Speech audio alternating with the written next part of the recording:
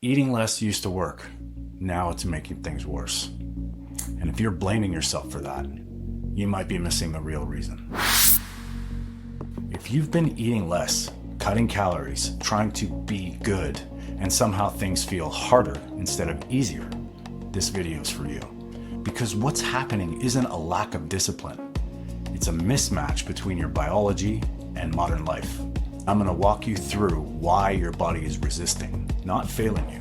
And by the end, this is gonna make a lot of things click. Here's what most people don't realize.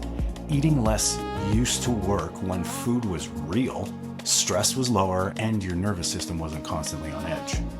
But today, your body is already under so much pressure, from poor sleep, from constant stimulation, ultra-processed food, and chronic stress. So when you eat less now, your body doesn't feel healthy, it feels threatened.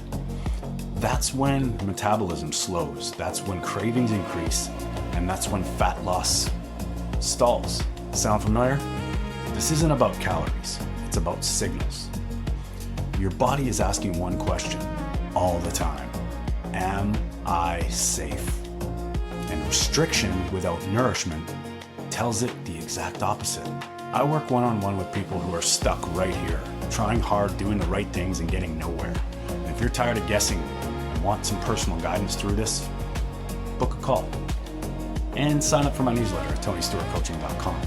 And if this clarity matters to you, subscribe. Here's the shift. When people stop trying to eat less and start eating better, more nutrient-dense foods, more ancestral whole foods, that resistance drops. Weight loss stops feeling like a fight. Energy comes back, and the body starts trusting again. Eating doesn't have to feel harder. Your body isn't broken. It's responding exactly as designed.